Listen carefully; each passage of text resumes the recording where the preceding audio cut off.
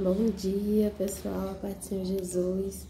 Vim aqui, mais uma vez para gravar uma palavra para vocês. Eu sei que o Senhor sempre fala, através da palavra dele com muitas pessoas, E eu hoje, sou um instrumento do Senhor aqui para trazer essa palavra para a sua vida. Quero te pedir para que você assista esse vídeo até o final e que você esteja compartilhando, curtindo, comentando para engajar mais esse conteúdo, para que mais e mais pessoas possam estar escutando a palavra do Senhor para a vida delas. E a palavra de hoje, meus irmãos, ela está lá no livro de Reis, capítulo 13, versículo de número 1. Mas no decorrer desse vídeo a gente vai acompanhar mais e mais versículos. Então pegue a sua Bíblia e mantenha ela abertinha aí do seu lado, amém? E diz assim a palavra do Senhor: por ordem do Senhor, um homem de Deus foi de Judá a Betel, quando Jeroboão estava de pé junto ao altar para queimar incensos. Para a gente fazer uma reflexão bem rápida, acerca do título dessa mensagem, a minha tradução, a minha Bíblia, é a tradução NVI. E nessa tradução, o título desse capítulo está Um Homem de Deus que Veio de Judá. Mas em outras traduções, como por exemplo Almeida, as traduções Almeida, vem dizendo um profeta prediz contra o altar, certo? Mas independentemente do título mudar de uma tradução para outra, o foco da mensagem vai estar dentro desse homem de Deus, desse profeta, certo? A gente vai iniciar essa mensagem deixando claro que essa palavra fala de um homem que temia a Deus, um homem que amava a Deus e que há uma virada de chave na história dele. E essa virada de chave a gente vai acompanhar a partir de agora. Esse homem de Deus, irmãos, no começo da história, ele é alguém que vai, amando do Senhor, levar uma mensagem a um outro lugar. E na volta desse lugar, ele é morto porque ele desobedece a Deus. Ou seja, ele é um homem de Deus, que Deus está usando para levar uma mensagem. Mas algo acontece que ele não consegue voltar. Ele é morto pelo próprio Deus no caminho da volta. E o que aconteceu, irmã Nina? Vamos acompanhar essa história agora. Para a gente entender do início, o cenário que se passa essa história, esse capítulo, é um cenário de cisma, é um cenário de quebra, é um cenário de separação. Como assim, irmã? O reino de Israel sofreu uma separação e foi transformado em dois reinos. O primeiro era o reino de Judá, ao sul, e o segundo, o reino de Israel, ao norte. E por que aconteceu isso, irmãinha? A gente volta um pouquinho na palavra e vai dizer que essa quebra aconteceu porque o Senhor falou que isso aconteceria devido ao pecado de Salomão de se envolver com a idolatria, de se tornar idólatra, de construir altares idólatras dentro de Israel. Então Deus iria tomar o reino das mãos do filho de Salomão, mas por amor a seu pai Davi, os tribos permaneceriam fiéis ao reinado da dinastia de Davi, certo? E o reino de Judá continuou na dinastia de Davi, pois Roboão, o filho de Salomão, ficou reinando no reino do sul, reino de Judá. Mas as outras 10 tribos não aceitaram Roboão como rei, porque ele foi um rei insensato em suas primeiras decisões. E isso fez com que houvesse essa quebra. E essas 10 tribos que ficaram contra Roboão levantaram para si um novo rei. E esse novo rei era Jeroboão, um antigo servo do rei Salomão que o traiu. Até aqui temos a explicação desses dois reinos. Então, o profeta, o homem de Deus, ele saiu do reino do sul, de Judá, e foi para o reino do norte. E por que ele foi? Por que Deus mandou ele ir? Porque o reino de Israel, o reino do norte, estava se entregando à prostituição da idolatria. E a gente vai acompanhar isso lá no capítulo 12 de 1 Reis, verso 31, que vai dizer assim, Jeroboão construiu altares idólatras e designou sacerdotes dentre o povo, apesar de não serem levitas. Então aqui nós vemos que Jeroboão ele foi levantado rei por 10 tribos. E Roboão continuou reinando no Reino do Sul apenas com 2 tribos. E quais foram as tribos que foram com cada rei? E como foi dito pelo Senhor, Deus, por amor de Davi, não tiraria todo o reino das mãos de Salomão, de seu filho, mas deixaria uma tribo para que eles ainda reinassem sobre essa tribo, que seria a tribo de Judá, que é a tribo de Jesus, né? E aí Roboão continuou reinando sobre a tribo de Judá e também sobre a tribo de Benjamim, que na época da separação houve guerra entre os 2 reinos e a tribo de Benjamim uniu-se à tribo de Judá. Então Roboão reinou sobre Judá e sobre Benjamim. Porém, como já era dito, né, foi predito pelo Senhor por causa da idolatria de Salomão, a gente vai ver que 10 tribos abandonaram o reino de Judá e foram para o reino de Israel ao norte. E quais foram essas tribos que levantaram Jeroboão como rei? Foram as tribos de Ruben, Simeão, Levi, Gade, Asser, Isacar, Dan, Zebulon, José e Naphtali. Essas foram as 10 tribos que seguiram juntos, né, apoiando o reinado de Jeroboão. Ou seja, Jeroboão era um servo de Salomão que o traiu e por conta disso, mais à frente, ele veio a ser nomeado líder, justamente porque o povo já conhecia Jeroboão, já conhecia que ele era do exército, né, de Salomão, então já tinha uma confiança nele. Aqui nós já entendemos o motivo da separação desses 2 reinos e entendemos qual tribo seguiu com cada rei. Agora a gente vai avançar um pouquinho mais na história bíblica e vamos ver como o profeta de Deus chegou até ali. Então, como já foi dito, esse homem de Deus, ele veio do reino de Judá para o reino de Israel. E quando ele chega nesse lugar, nesse espaço onde eles estão adorando, né, outros deuses estranhos, ídolos, o Senhor diz para ele profetizar contra o altar. Atenção, Deus não mandou ele profetizar contra o rei Jeroboão, nem contra as pessoas, nem contra as tribos que ali o seguiram. Mandou ele profetizar contra o altar. Então o homem de Deus vai até Israel profetizar contra os altares lá, a mando do próprio Deus, porque Jeroboão estava levando o povo ao pecado ali naquele lugar. E Deus manda o homem de Deus ir até Judá, mas Deus dá 3 ordens a esse homem de Deus. E quais são essas 3 ordens? Primeiro, não comer nada daquela cidade, não beber nada daquela cidade e o mais importante, voltar por um caminho diferente por onde ele foi. Então, se ele foi por aqui, a volta deveria ser por aqui. Não poderia ser o mesmo caminho. Compreendemos até aí. A gente vai ver isso escrito lá no versículo 9 desse capítulo 13, que vai dizer assim: porque assim o Senhor me ordenou. Isso é o profeta de Deus, o homem de Deus, falando a Jeroboão, rei do reino de Israel. Porque assim me ordenou o Senhor pela sua palavra, dizendo: não comerás pão, nem beberás água, e não voltarás pelo caminho por onde você foi. Esse homem de Deus, irmãos, ele era portador de um recado muito duro, de um recado muito pesado. Ele iria profetizar contra um altar onde as pessoas estavam idolatrando e acreditando que ali estava a habitação de um Deus, certo?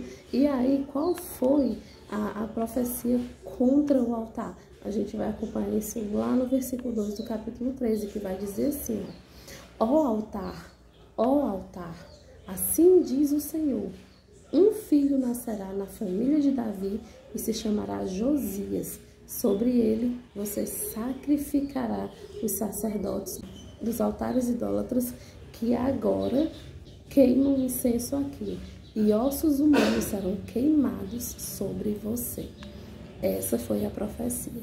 O povo de Israel, ele recebeu do Senhor, no tempo da saída do Egito, no tempo do êxodo levítico, mais ou menos, eles receberam ordenanças do Senhor. E uma dessas ordenanças era que era extremamente proibido tocar algo em coisas impuras, principalmente as tribos levitas, certo? Por quê? Porque aquilo que era morto era considerado impuro. E quando o profeta diz que vai trazer restos humanos e queimar sobre o altar do Deus que eles estavam adorando, ali foi uma afronta. Aquele povo temeu uma retaliação do Deus que eles estavam servindo. Então eles ficaram com medo. E quando diz que vai queimar ossos, está dizendo assim, olha, esse lugar é maldito. Você se tornava maldito ao tocar em restos humanos. Imagina queimar ossos humanos, restos humanos em cima de um altar, né? Então, aquele povo não gostou do recado. O rei ficou muito enfurecido com esse recado. E o que foi que ele fez? Ele mandou que prendessem o homem de Deus. E quando ele se levanta, quando ele estende a mão para dar a ordem, prenda o homem de Deus, o braço dele imediatamente seca. E ele vendo aquilo, vendo que não conseguia mais movimentar o braço, ele pede para o homem de Deus orar para Deus curar ele. É engraçado, né? Primeiro ele quer prender, amaldiçoar, não quer saber de conversa, mas quando ele é ferido, ele volta atrás e diz, não, pelo amor de Deus, Senhor, né? Devolve, restitui o meu braço. Então, assim, olha só, querem o bem de Deus, mas não querem o Deus, né? O Deus que faz o bem. E isso é muito comum nos dias de hoje. Muitas pessoas estão querendo milagres, buscando milagres, mas não estão querendo o Deus do milagre. Então, vamos aqui continuar nossa história. Então, o rei Jeroboão tem o braço seco, né? Tem o braço duro, endurecido. O homem de Deus ora, Deus restitui o braço e o rei Jeroboão vai dizer assim, olha, estou curado, né, contextualizando. Agora vamos comer e beber em agradecimento pelo que aconteceu. Só que o homem de Deus fala para ele aquilo que a gente já sabe. Olha, eu não posso comer aqui, eu não posso beber aqui, o meu caminho tem que ser outro, né? Eu vim por um e tenho que voltar por outro caminho. E ele fala isso para o rei. E o rei compreende e aceita. E o homem de Deus segue o seu caminho. Mas antes da gente continuar essa história, vamos voltar só um pouquinho aqui na história. Antes da gente seguir, né, com o homem de Deus indo embora, eu vou dizer aqui para vocês uma coisa. O Senhor, ele falou que um homem, a gente leu aqui na palavra, e o Senhor falou nessa profecia, né? Ó altar da tribo de Davi, né? Do reino de Davi, da dinastia de Davi, nascerá um homem chamado Josias, e ele derrubará esses altares idólatras. Então vamos lá. Gente, vocês sabem quando aconteceu mais ou menos aproximadamente o reinado de Jeroboão, o reinado de Roboão e o reinado da pessoa citada na profecia, que é Josias? Vamos lá. Olha só como é tremendo aquilo que o Senhor tem para ti hoje. O rei Jeroboão, ele reinou aproximadamente entre os anos 931 a 910. A gente sabe que antes de Cristo, os anos eram contados de forma decrescente, ou seja, do maior para o menor. Então, o rei Jeroboão, ele reinou entre 931 até 910 a.C., certo? Segura essa informação e vamos passar para a próxima. Já o rei Josias, ele nasceu em 632 a.C. e ele só iniciou o seu reinado em 640, ou seja, aos 8 anos de idade. O que eu quero te mostrar com isso? Você está entendendo que quando Deus falou que Josias, que nasceria um rei, que derrubaria os altares idólatras, e o nascimento desse rei, você está entendendo que quando Deus fala, quando o homem de Deus fala que em 931, você está entendendo que quando Deus solta aqui a profecia em 931, 932, bem no início do reinado do rei Jeroboão, essa profecia ela vai se cumprir lá em Josias, em 640, quando ele se torna rei de Judá. E aí eu quero que você veja o tempo que se passa de 931 a 640. Olha o tempo que se passa. Passam-se aproximadamente 291 anos. Você está entendendo o que o Senhor está te dizendo nessa manhã? Ele está dizendo, olha, do jeito que eu predisse a vida de Josias 291 anos antes, assim eu também predisse a sua. assim eu também predisse a sua vida. Você estava nos meus planos antes de você nascer. Eu te chamei pelo nome antes de você existir. Então eu quero que vocês vejam como esse Deus é maravilhoso.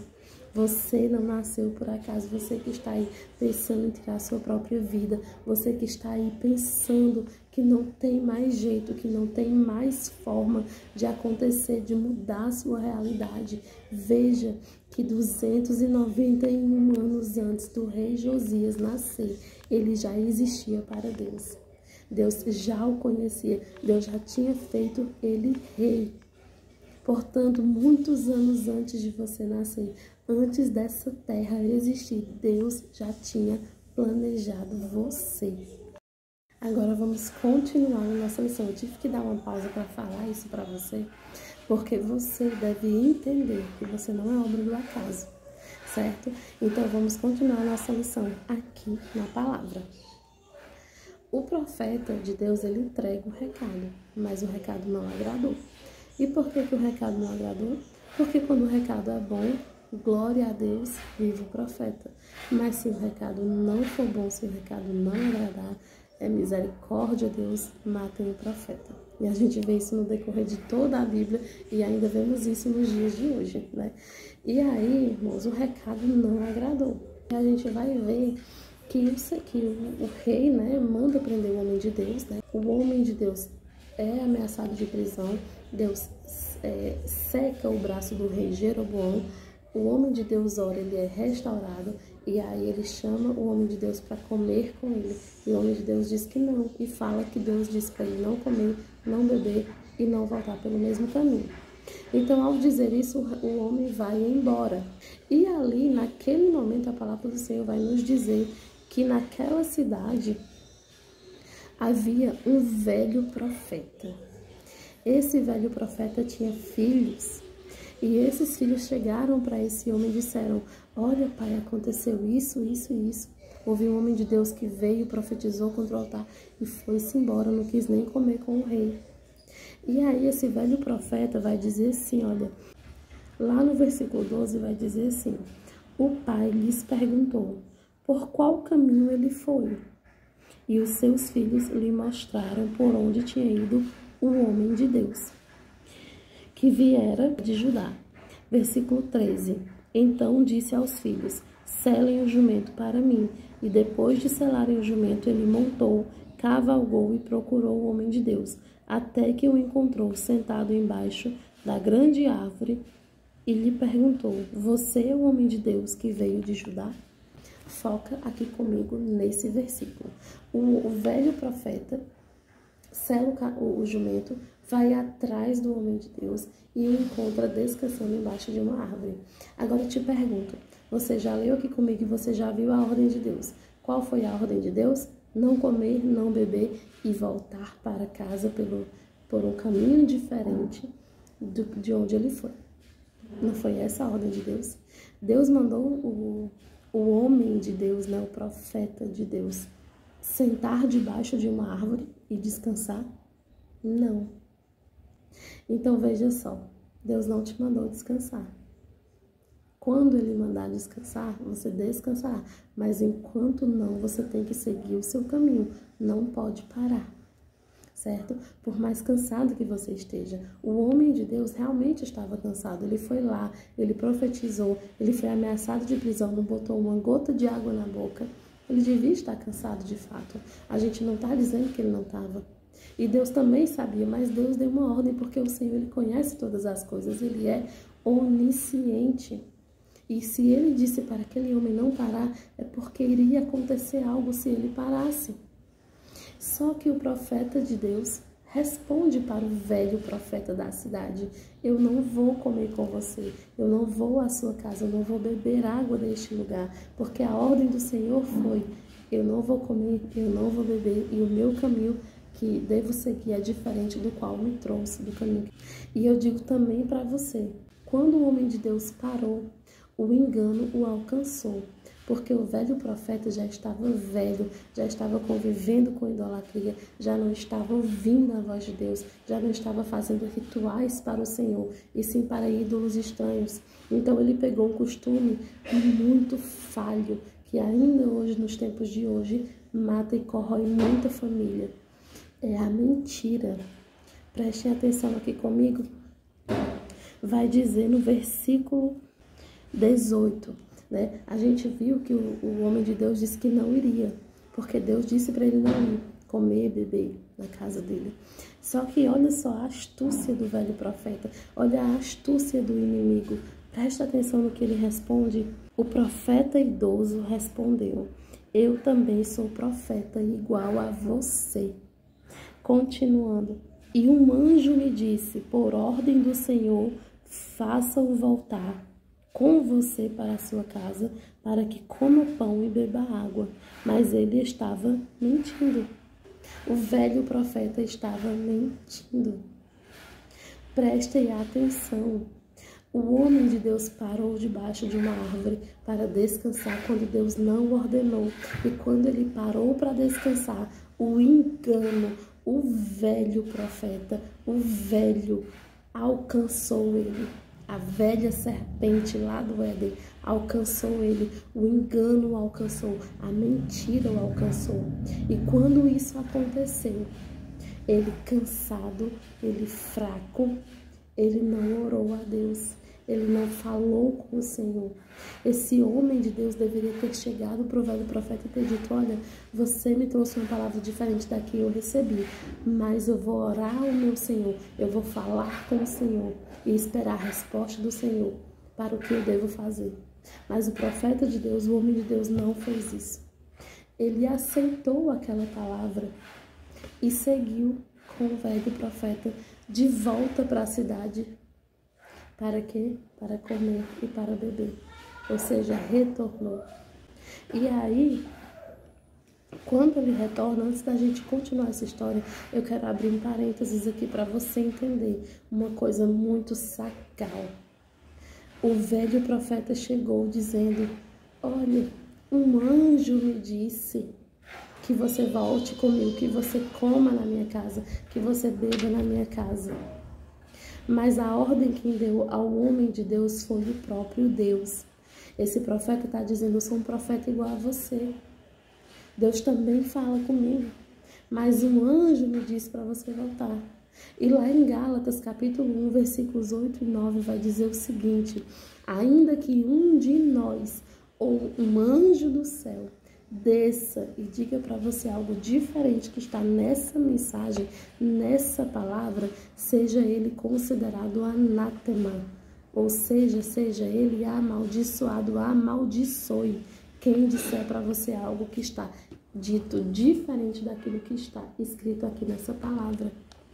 Então, o que o homem de Deus deveria ter feito? Primeiro, ele deveria ter orado, ter falado com Deus, ter pedido confirmação daquela palavra. Segundo, ele não deveria ter colocado a palavra do anjo como superior à palavra de Deus que ele recebeu antes. E terceiro, ele deveria ter amaldiçoado aquele velho profeta. Agora compreende, irmão. O velho profeta olha para o profeta de Deus, para o homem de Deus e diz: eu sou igual a você. Ou seja, nós estamos no mesmo patamar. Você pode aceitar a minha palavra, eu posso aceitar a sua. Vai ter pessoas que estão no mesmo patamar que você. Vai ter pessoas que vão estar na mesma posição que você. Mas ainda assim podem te enganar. Ainda assim, mesmo sentando na mesma cadeira, do mesmo lado, na mesma roda de amigos, ainda assim vai te trair. Ainda assim vai mentir para você. E é isso que eu quero que você entenda. Não se decepcione com essas pessoas, porque elas estão sujeitas ao pecado tanto quanto você está, tanto quanto eu estou. Por isso que as nossas forças, por isso que a nossa alegria, por isso que a nossa esperança deve estar sempre em Deus, porque Ele não trai, Ele não mente, Ele não engana. Continuando a nossa história, quando você vê esse velho profeta chegando ao homem de Deus e dizendo: um anjo me falou, você se lembra de alguma coisa. Porque eu me lembrei de Gênesis 3, versículo 1, quando a serpente chega para Eva, sorrateiramente diz: Eva, contextualizando, foi assim que Deus disse? Não comerás do fruto do jardim? A serpente sabia da ordem do Senhor, mas ela queria o quê? Conversar com Eva. Ela queria bater papo, ela queria uma forma de mostrar para Eva, de enganar Eva, de enganar os ouvidos de Eva. E aí, meus irmãos, Eva responde que é o maior erro. E quando Eva abre os olhos, ela já tem comido do fruto e o seu marido também. E aí foi decretada a queda do homem, o pecado entrou no mundo. Então o que o Senhor está te dizendo hoje é: não converse com serpentes. Não pare para falar com o velho. Não pare para falar com o que passou. Não pare para falar com aquilo que não está nas ordenanças do Senhor, nos decretos do Senhor. E vamos continuar a nossa história a partir daqui, porque a gente vai ver que o homem de Deus, ele vai para a casa do velho profeta. Ele chega lá, irmãos, e ele come, ele bebe. E na volta para casa ele morre. Por que ele morre? Porque ele desobedeceu, porque ele não foi fiel ao Senhor. Ele não foi fiel à palavra do Senhor. E o Senhor não tolera os infiéis. O Senhor não aceita os infiéis. O Senhor não quer perto os infiéis, porque ele é fiel. Fidelidade é um atributo de Deus, e aquele que não é fiel aos seus não pode ser fiel a Deus. Se você não é fiel àquele que você está vendo, tocando, como você vai ser fiel a Deus que você não vê, que você não pode tocar? Então seja fiel, tenha a fidelidade aos seus amigos, aos seus pais, aos seus filhos, ao seu esposo, à sua esposa, aos seus amigos, ao seu patrão, como algo que sela o teu coração, porque a fidelidade é um atributo de Deus e quem é fiel agrada a Deus. Outro detalhe dessa história é o homem de Deus ter ido sem consultar a Deus, e ele não se lembrou de algo muito importante sobre o Senhor. O que é, irmã Ana, essa parte importante do Senhor? Deus, ele não é homem para mentir, e Deus não é filho do homem para se arrepender. Então o velho profeta estava mentindo, estava dizendo uma palavra diferente do que o homem de Deus recebeu. E o homem de Deus deveria ter dito: não, velho profeta, Deus não mente, Deus não engana, ele não se arrepende, eu vou falar com ele antes de ir. Mas ele não fez. E quando ele come, quando ele bebe, ele vai embora e ele morre. Ele morreu por causa da infidelidade. Ele morreu por falta de uma oração. Ele morreu por falta de um joelho no chão para confirmar a palavra. Você hoje está morrendo por falta de uma oração, por falta de um joelho no chão, por falta de uma conversa com o Senhor. Tudo que está se passando na tua vida poderia estar nos pés do Senhor e Ele poderia estar resolvendo o teu problema. Então coloque o teu problema diante do Senhor para que Ele faça, para que Ele escute. Ah, mas Deus não sabe de todas as coisas, irmã Nia sabe. Mas tal qual um pai quer saber do dia do seu filho, assim Deus é conosco. Ainda que eu saiba que o meu filho foi para a escola, fez o dever, fez a lição, brincou, ainda assim eu gosto quando ele chega me contando, porque eu me sinto parte. E Deus quer se sentir parte da sua vida. Ele sabe de tudo, mas Ele quer te ouvir contando. Sobre a morte do homem de Deus, a gente vê na palavra do Senhor, vamos acompanhar lá no versículo 21. Vai dizer assim, ó: e ele bradou ao homem de Deus que tinha vindo de Judá: assim diz o Senhor, você desafiou a palavra do Senhor e não obedeceu a ordem que o Senhor deu, o seu Deus deu a você. Você voltou, comeu pão e bebeu água no lugar onde ele falou que não comesse nem bebesse. Por isso seu corpo não será sepultado no túmulo dos seus antepassados.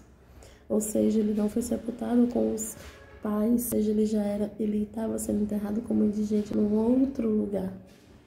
E a morte dele é interessante porque a gente vê que foi a mão do próprio Deus que o matou através de um leão, né? E vai dizer, olha aqui, lá no versículo 23, vai dizer assim, ó: quando o homem de Deus acabou de comer e beber, um profeta selou o seu jumento e ele seguiu o caminho.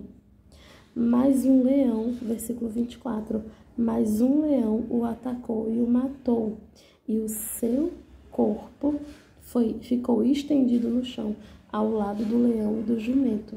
Algumas pessoas que passavam viram o cadáver estendido ali, com o leão ao lado e o jumento do outro. Ou seja, você pode dizer, irmã, foi azar, né? Ele se bateu de frente com o leão e o leão matou. Não foi, irmãos. Não foi obra do acaso. O leão, ele só vai atacar, né, por 2 motivos: por fome ou para defender o território. Primeiro, que o homem de Deus estava, né, numa cidade, estava saindo de uma cidade muito movimentada. Então, ali não era o território de um leão. E o segundo motivo é a fome. Se ele tivesse com fome, ele teria devorado o homem de Deus. E ele teria devorado o jumento também. O leão não estava com fome, porque ele não comeu, ele apenas matou. O corpo dele ficou intacto. O leão matou, se deitou ao lado do corpo e do outro lado tinha um jumento. Então o leão não estava com fome. O leão foi mandado ali para ceifar a vida daquele homem pelo próprio Deus. E ele morreu. E aquele velho profeta, ao saber que aquele homem ficou morto ali, foi morto no caminho, porque ele também foi usado, segundo a profecia, para dizer que ele morreria, como a gente leu aqui no versículo 21, né? Ele foi lá ver o corpo do homem de Deus e pegou aquele corpo do homem de Deus e levou de volta para sua cidade e o sepultou no túmulo da família dele. Ou seja, o homem de Deus não voltou para casa. Ele continuou eternamente na cidade da idolatria. Até que 291 anos à frente, os ossos dele testemunharam a profecia. Olha como isso é incrível. Deus, ele não muda porque você mudou. Deus, ele não abandona porque você abandonou. A profecia que o homem de Deus soltou se cumpriu e os ossos dele estavam ali, nos túmulos ao lado, para se cumprir a palavra do Senhor. E onde é que a gente vai ver que essa palavra se cumpriu, irmã minha? Como é que a gente sabe que realmente Josias nasceu e que ele realmente mandou quebrar esses altares idólatras? Essa passagem que eu estou lendo para vocês está em 1 Reis, capítulo 13. Todo o capítulo 13 conta essa história. Mas a profecia, ela só está registrada na Bíblia mais à frente. Sabe onde? Lá em 2 Reis, capítulo 23, a partir do versículo 15, vai dizer assim, ó: até o altar de Betel, aquele altar que foi profetizado, o altar idólatra, edificado por Jeroboão, filho de Nebate, que voltou de Israel e pecou. Até aquele altar, o seu santuário ele demoliu. Queimou o santuário e reduziu a pó, queimando também o poste sagrado. Quando Josias olhou em volta e viu os túmulos que havia na encosta da colina, mandou retirar todos os ossos dos túmulos e queimá-los no altar, a fim de contaminá-lo. Como eu já falei, né, que era contaminação tocar em restos mortais. Conforme a palavra do Senhor que foi proclamada pelo homem de Deus, quando ele predisse de Deus essas coisas. O rei, né, no caso Josias, perguntou: que monumento é este que estou vendo?